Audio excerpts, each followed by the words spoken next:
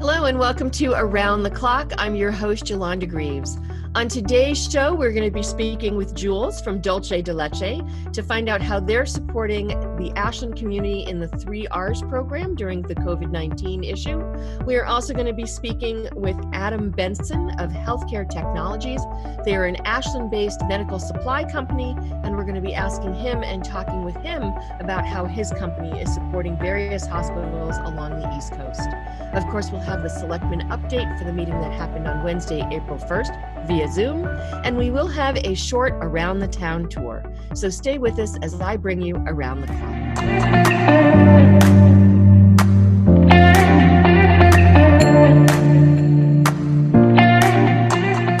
It's time for a very short Around the Town. Our own Mr. Kara from the Mendez School has been going around and doing dance parties. When school is in session, every Friday morning, there is a dance party outside of the Mendez. Well, he has been taking his dance party on the road. He and his family have been going and visiting all the kids in town, stopping at various streets with some music and doing some dancing. Let's go take a look at some of the dancing he's been doing.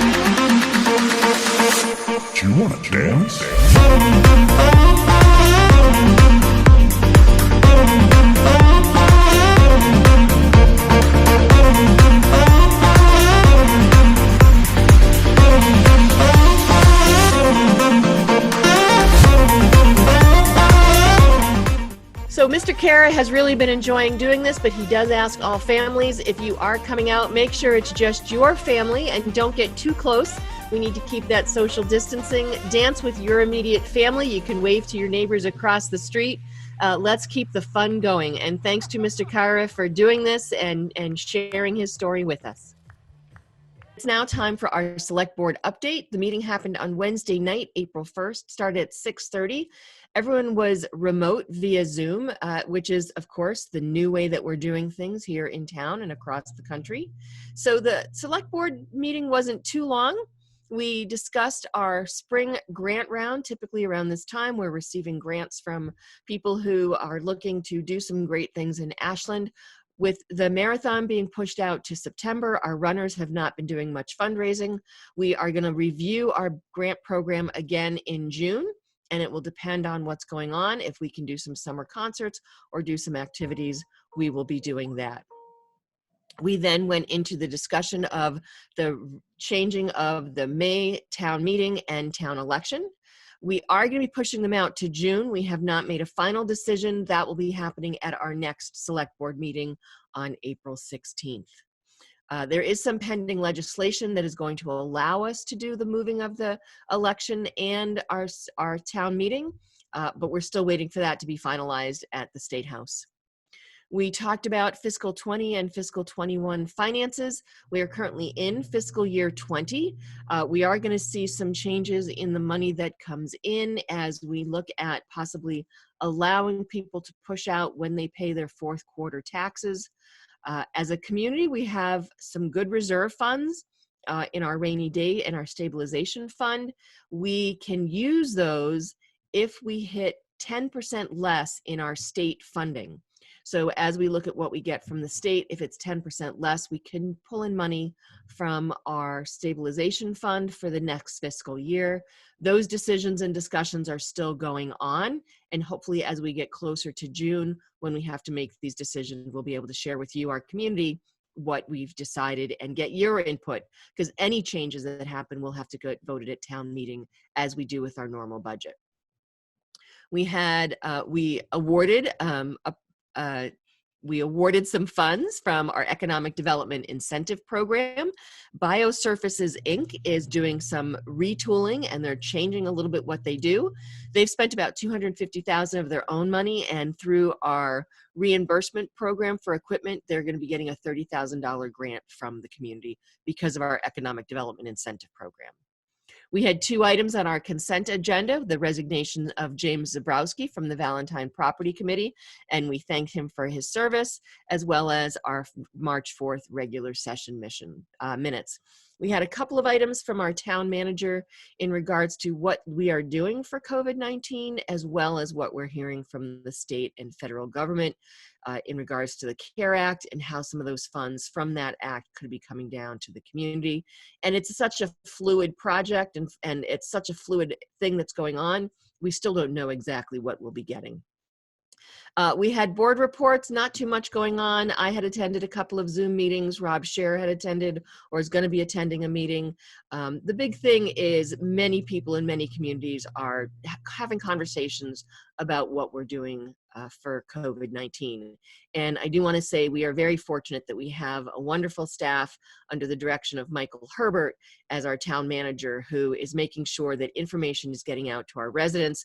Our Human Services Department is doing some great work, as well as our assistant town manager and Beth Reynolds, our economic development director.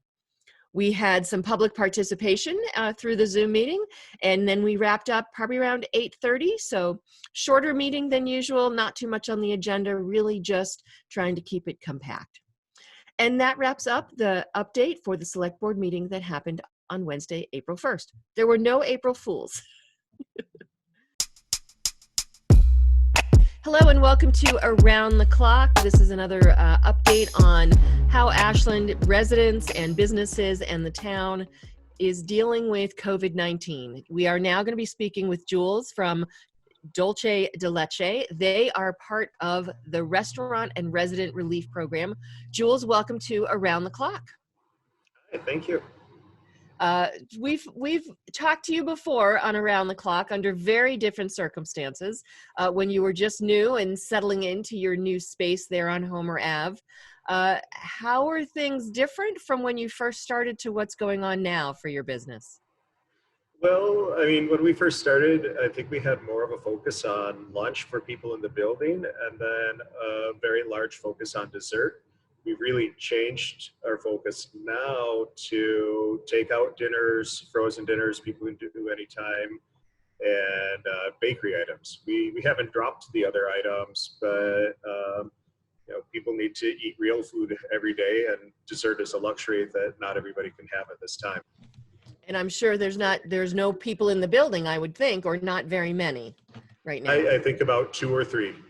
Wow. keeping skin Wow. cell lines alive in businesses and things like that. Yeah, yeah. So we wanted to talk to you today about your participation in the Restaurant and Resident Relief Program that Ashland is doing. For those who aren't familiar, can you tell people what that is? Sure, absolutely. So Ashland has been taking donations, and I believe the town's been contributing money as well. And then contacting residents. I believe it started with people who were part of the school lunch program. So for those who don't know, there are students who get free lunch. And of course, the school cafeterias are closed, but the families still can't necessarily afford lunch. And so Beth Reynolds had contacted all of the restaurants in town and asked who was willing to participate in this. And then we need to provide a budget-oriented but nutritious meal. Um, Currently, it's once a week. It was at the start daily for 20 residents, and now it's weekly for 60 residents. Um, and I believe it's been expanded to people who aren't students but who are in need and don't have the means to get a fresh meal. Great. Yeah, we were fortunate enough to interview Roland Hool from the Ashland Emergency Fund, and they're the part who is accepting the donations that is helping with this 3R program. What made you decide to participate, Jules? Um, it just seemed like the right thing to do. We've always tried to be good members of the town community. When Beth asked us, we said yes. Pretty straightforward and easy. Absolutely. It was kind of a no-brainer. Now, as we're sitting here and talking to you, every time you come up on our screen, we see this lovely display of bread in back of you. Talk to me a little bit about what that is and what you're doing with your different breads now. Sure, absolutely. Well, one of the things when we built this, I've been baking bread for myself, artisan bread, since I was about 20. And I've always wanted a stone oven, and I found a used one. So we put it in. We haven't had a lot of use out of it up until now, but we know that people need bread, that the shelves at supermarkets are very often empty. So let's see, we've got some cheddar bread here and a French dough. We've got a light wheat loaf, makes a great really sandwich or breakfast. And then we have a lot of breads based on focaccia dough, which is a nice kind of chewy with olive oil dough. We've got them with garlic and salt, with herbs and salt, even figs and hazelnuts. And then, a new one that is with whole grains, dates, almonds, and oats. And So a nice variety of breads. So you're part of the 3R program, but obviously here in Ashland, we have a diverse income level. If someone wanted to come and get some of your bread and some of your meals, because you're also offering meals every night, correct? We do. You can actually, if you want to ensure there's a meal for you, you can order anytime up to the evening before. We have online the ability to order the meals, and you can at least see what the meal of the day is, but we make more than we need. So you can always call the same day up and see if we have. And we also freeze the meals that can easily be frozen as soon as they're made. Oh, nice. So you take home, it takes about an hour to bake them, and they come out absolutely delicious. Yeah, I know one of the other members of the select board, Brandy Kinsman, has shared that she has gotten your meals a couple times. So Brandy has been a very loyal supporter. We love Brandy. Oh, I should also mention the other thing we've started adding in is just Chicago-style sheet pizzas. And we do that by the stick, and we try to do that every day. At the very least, cheese. Okay, that's good. I mean, Chicago-style sheet pizza is one of those things that everyone can eat, and it's easy to make and warm up. And yep. Good. So, Jules, how is your family and how are your workers dealing with everything going on? So, we've had to take advantage of doing some layoffs, and it was an easy decision to do that because the state had come out early on and said, hey, we will provide unemployment benefits immediately. So those who are Mhm. eligible for that, we had to take advantage because then the state is helping to refill and cover some of the unemployment costs. And without that, we would run out of money really fast. Mhm. We have a couple of people who really don't need the paycheck and are working because they love it here, and they continue to stay on a voluntary basis and help us out Wow. 2 hours a week, which has been super valuable with the 3R program, because Mhm. it would be almost impossible to deliver 60 meals with just me and my wife. Right. Make sure you look into the federal programs that are now available through the CARE Act in regards to covering payroll. Yeah, my wife is currently looking into those, because Right. we are definitely falling behind on terms of labor and ability to keep up, because we do have a very diverse range of products, and everybody Mhm. takes a certain amount of time to make. Right. If you're only making 3 things in bulk, one person can handle it, but we certainly run out of a lot of things. So that's another question I have for you, Jules. So you're supplying food. How are your supplies and inventory coming into the restaurant? Are you okay getting stuff what that you need, or?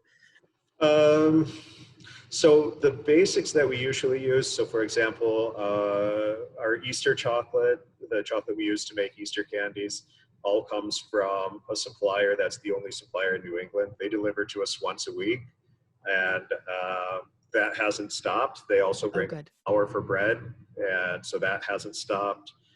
We use a lot of natural sourdough yeast, so our yeast consumption for our bakery is pretty low, so we aren't running into the yeast shortage problems.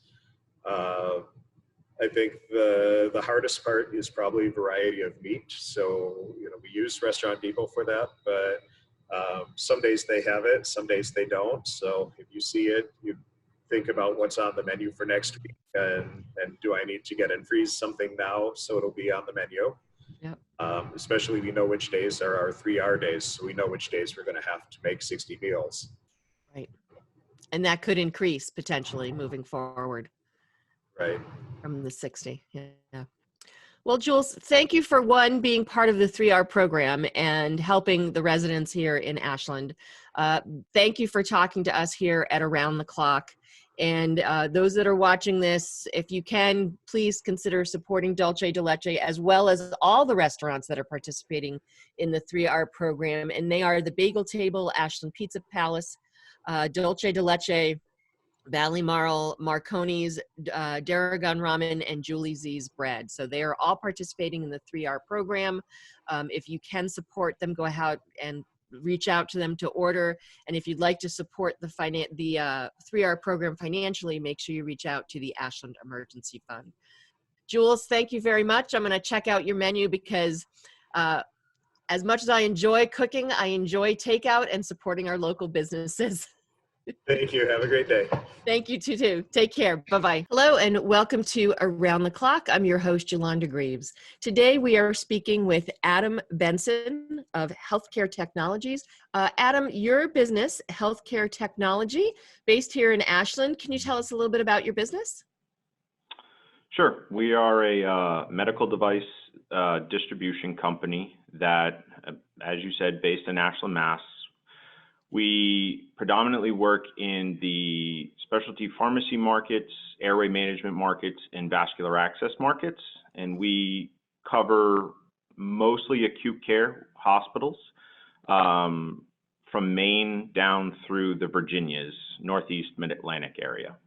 Yeah, so most of the products that we're selling are disposable products. Each area slightly varies depending on the specialty that we focus on. Pharmacy, we focus on compounding pharmacy products. I always like to say everything but the drug, so the bags, the syringes, the little devices that they use to compound and make drugs. Then we also sell a line of USP 797 products that include PPE and disinfectants that the pharmacy techs and pharmacists can use to clean their pharmacies. and stay compliant based on the regulations that are implemented in those areas. In the airway space, we sell products for respiratory therapists and anesthesiologists, everything from laryngoscopes, which is what they use for intubations, CPR bags, hyperinflation bags. A lot of the products that you may be seeing today due to, all of the news with COVID, a lot of the products that they use for resuscitation or intubation, we sell all of those disposable products. And then vascular access, we sell a number of different products, everything from extension sets to hemostatic agents. So you mentioned COVID-19, and you also mentioned that you do personal protection equipment. How has this impacted your business in regards to what people are requiring, how you're able to get it to them? Just how has it blown up your industry and your business, I would think? Yeah, we have been inundated for sure. Because we are more specialized, we're not, we typically don't sell general PPE products for the floors in the hospitals. We focus primarily with pharmacy specific PPE. Mm-hmm. That has all changed due to COVID. Right.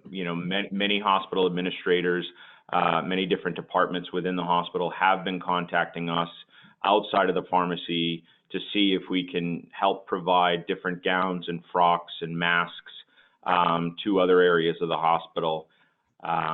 We've done our best to try and keep up with the demands. Unfortunately, our size limits our ability to give everything to everyone, but we have been able to push out as thousands and thousands and thousands of garments over the previous weeks and masks, and we're bringing it in as fast as we possibly can. How many employees do you have, Adam? There's 19 employees. Nice. Have you had to add any with the growth and with the increase in business, or? Well, so the answer to that question is no. We would have liked to bring some additional personnel in, but we have taken an abundance of caution. My entire operations team has been here every day, working 10, 12, 14 hours a day, just trying to make sure that we can get the products out to these hospitals. And I've implemented very strict protocols to ensure the safety of everybody here. And one of those protocols is to not let anybody else in other than the key team that we have here. Right. We did look at it. Ideally we would love to have extra hands right now, but just the safety of everybody here, we've just decided that we're going to work with the people that we have and explore what is needed once this all dies down. And I would think not only the safety of your staff, but the safety of your product coming in and going out less, no new people coming in keeps everything a little safer. Absolutely. Yeah, both for sure. Yeah. Okay. Anything, the business has been in business since 1989. It's great that you're here in Ashland. Anything else you'd like to share with us, either about the business or is there any way people can help you in your business with what you're doing? Yeah, I mean, not really. I mean, we're very lucky to have a dedicated team that's working diligently through this. We're just trying to identify as many different products that can help the situation, vet the sources of those products so that we ensure that we're bringing quality products into the marketplace.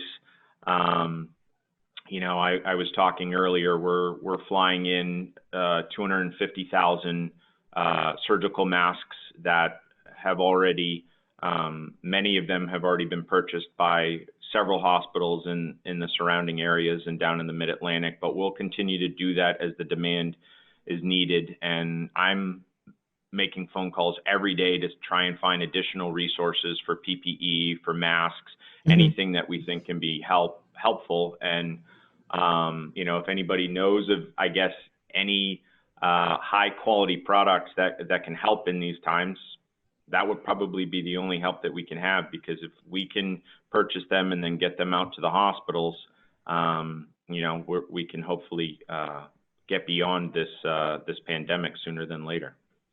So I had one question for you, because I'm sure you saw the news. The Patriots plane brought in millions of masks from China. Other product is coming in from China. Is there a concern with the product coming out of China that is infected with the virus, or because of how it's made, that concern isn't there? I think not to be concerned. I think everybody should be concerned about everything. There's so much that's unknown right now, and we're finding out more every day. Mm-hmm. I can't speak to what they did and how they handled that situation, who they went to, where they purchased the product, any of that. What I know about myself is I have a lot of manufacturing partners. Mm-hmm. I do a lot of business with China, and I had everything vetted through my manufacturing partnership. So I do a lot of business with these people already. Okay. And they have tested all the products that I don't normally sell that I'm bringing in specifically for COVID-19. I have been offered dozens and dozens, probably over 100 times, from different people that claim they have product X or product Y that can help with this. And you have to be really careful, because there are a lot of scams out there. So we were very, very careful about what we do. We do not typically carry surgical masks. So this is something that we're doing specifically for COVID. But we went through the vetting process, and we finally identified a supplier that we feel confident is going to provide us a high quality product, which is why I ended up placing the order for the 250,000 masks yesterday, in fact. So, and we'll have them within 2 weeks. Great. Well, that's good to hear, because I know for many people, there's that questioning of what do we trust and how do we trust things. So yeah, it's tough. Unfortunately, we have people that take advantage in times of crisis, but you just have to do your homework and be smart about the decisions that you're making. Great. Well, that's great advice in anything, Adam. So certainly during this time. Well, thank you for coming on Around the Clock. We really appreciate you speaking with us and telling us the story of your business here in Ashland. I think it's important to let people know that there are businesses here in Ashland that are supporting this whole endeavor, and we're glad that you're here. It was my pleasure. Okay. We will be back with more Around the Clock. Thanks for watching. Well, that wraps up this episode of Around the Clock. Thank you so much for watching. A big thank you to Adam Benson of Healthcare Technologies for speaking with us about what his company is doing in support of COVID-19, and also to Jules from Dolce de Leche and how he is supporting Ashland. For Dolce de Leche, they're one of the restaurants, but anyone can go and purchase their food. They are offering food on a daily basis. And as we've been saying, try to support locally. Our restaurants are doing some great things. Most of them are still open, doing takeout. But my final word to all of you is stay safe, stay home, and stay healthy. You can help flatten this curve by doing as little as you need to outside. When you do go to the grocery store, make sure you're being very careful. I think there's some new information coming out that we may recommend wearing masks. So all I say is we're staying home. We're working from our home studios. We're continuing to bring you the news. We are sending our reporters out, and they're going out safely, but stay home as much as you can. Encourage your kids to stay home, encourage your grandkids and your friends and friends of friends. The more we stay home, the more we can help reduce this and flatten the curve. And hopefully the sooner we'll all be able to be out and about and sharing everything in person with all of you. Thanks for watching this episode of Around the Clock.